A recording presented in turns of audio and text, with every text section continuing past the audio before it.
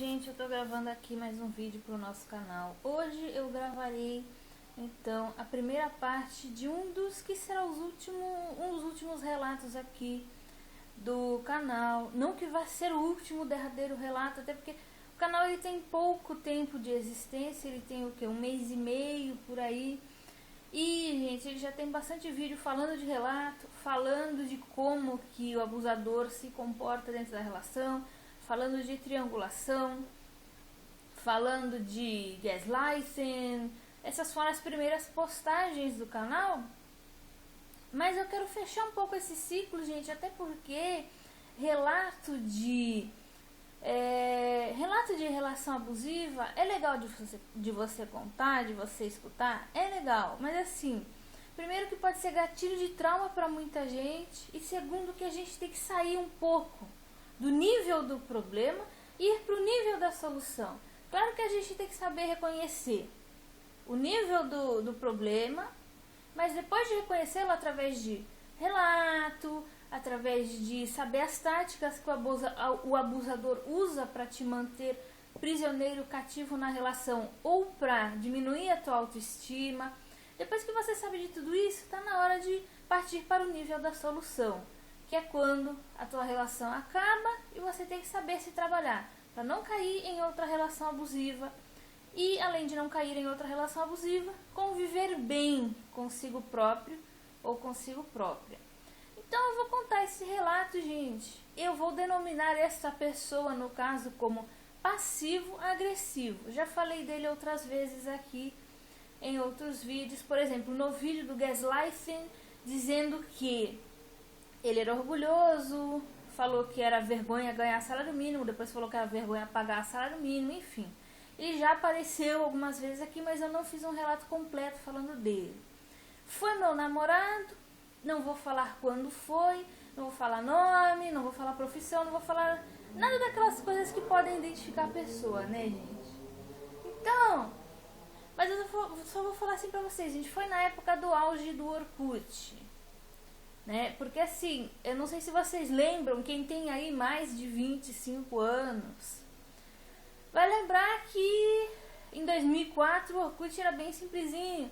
Tinha lá espacinho para 9 fotos, que na época era mais câmera analógica que fazia sucesso do que câmera digital. Mas nessa época em que nós nos conhecemos, não foi no comecinho do Orkut, o Orkut já estava bem popular. Foi naquela época de popularidade do Orkut, que foi mais ou menos entre 2005 e 2011. Não vou falar que ano ou que anos que foram, mas mais ou menos vocês sabem se situar. Quem viveu a era de auge do Orkut sabe como é que foi essa época, né? E quando que foi essa época. A gente se conheceu, gente, através de uma comunidade no Orkut. Essa comunidade era de um amigo nosso em comum, só que depois eu tive uma espécie de desavença com esse amigo e acabei dando lá unjoin, né? Unfollow na comunidade. Só que eu mantive contato com algumas pessoas. Esse rapaz que acabou vindo a ser o ex-passivo-agressivo acabou sendo um deles.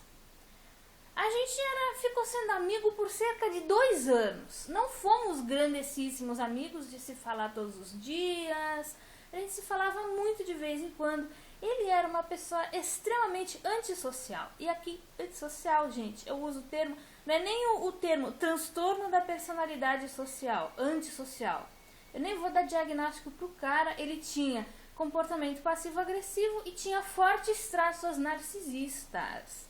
Mas eu não vou dar diagnóstico para ele aqui no nosso canal, nem no nosso relato. De qualquer forma, é uma pessoa dificílima de se conviver. E era aquele tipo de pessoa que eu já citei também no outro vídeo. Aquela pessoa que tudo que toca vira coisa ruim. Ele consegue criar uma antipatia enorme em pessoas que gostavam dele e o queriam bem. Eu fui uma delas. A gente se conheceu aí nessa época do Orkut, começamos a conversar no MSN, mas por cerca de 2 anos nós fomos somente amigos. Só que assim, eu estava nessa época com uma espécie de rolinho com um outro cara na internet. Não chegou a ser namorado também, esse tal de rolinho. E também era verbalmente abusivo. Gente, eu me surpreendo com o número de pessoas verbalmente abusivas que eu já conheci. Eu não sei se é porque as pessoas são assim, eu não sei se as pessoas estão viciadas nesse padrão horrível de lidar com o outro, ou se eu realmente fui premiada, fui sorteada, porque eu nunca conheci um cara minimamente decente nesse aspecto. Seja feio, bonito, novo, velho, rico, pobre. Eu já conheci caras, conheci de conversar, tá, gente? A maioria foi só conversar, a maioria não foi namorada, a maioria nem saí, nunca nem vi, mas muitos caras que eu conheci, cara bonito, cara feio, cara novo, cara mais velho, cara não sei o que, cara não sei o que lá, muitos, a grande maioria, eu vou falar assim, alguns não foram abusivos, mas a gente acabou não combinando, acabou não namorando. O que acontece? Teve um lá que não quis namorar comigo por causa de lance de religião, a nossa religião era muito diferente, tá no direito dele, esse não foi abusivo. Teve também um outro lá que não quis namorar porque ele tava querendo ver o que ele ia fazer da vida, também não foi abusivo. Teve um outro que não quis namorar, não chegou a ser abusivo, mas ficava dando indiretinha de que tava afim. Isso não é exatamente ser abusivo, mas é ser chatinho. Então eu também com o tempo fui cortando contato. Mas não foi abusivo. Quer dizer, tem caras que não são abusivos, mas acabam não dando pra ser namorado. Mas teve tanto cara que foi abusivo verbalmente, que eu não sei o que tá acontecendo com as pessoas, gente. Eu não sei o que tá acontecendo com as pessoas, que elas parecem que gostam de ser abusiva com o outro pra mostrar que pode abusar. É muito estranho. Enfim, esse rolinho aí que eu tive, eu comecei a desabafar. Uma dica, gente, não desabafe. Por mais que você ache que você conhece o cara, que o cara é legal e o cara já é teu amigo há 2 anos, mas é um estranho. Na internet, gente, experiência própria também. É um estranho. Por mais que você converse há 10 anos, é um estranho. Ele pode estar montando um personagem ali que não tem nada a ver com o que ele é na vida real. Tem coisa, não sei se vocês lembram também, quem assistiu, né? A resenha que eu fiz do Ele Simplesmente Não Está Afim de Você.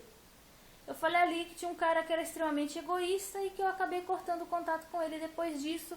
E falei na cara dele, você é extremamente egoísta. Na internet ele era meio frio, meio seco, mas eu nunca ia saber que ele era tão egoísta só de conversar na internet. Teve que ter um encontro presencial.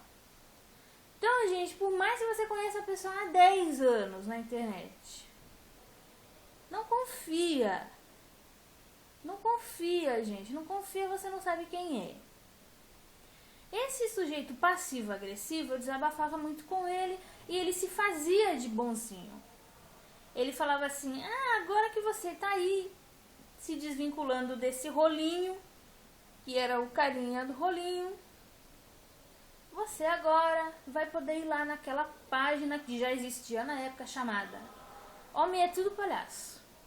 Uma coisa, gente, abusador adora falar que os outros são palhaços, que os outros são ladrão, que os outros são desonestos, que os outros são imaturos, que os outros são porcaria.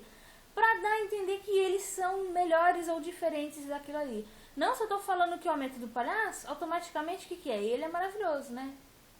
Ele vai tratar bem, ele vai ser legal. Nem sempre, gente.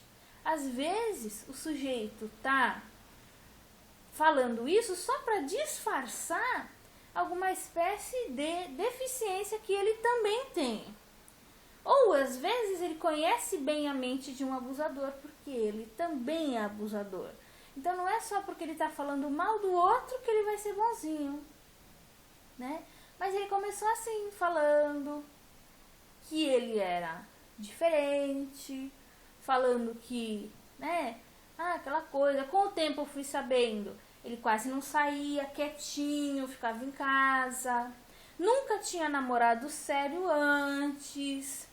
Então você pensa assim, ele tá esperando uma mulher legal, ele valoriza as relações dele, por isso que ele ainda não namorou.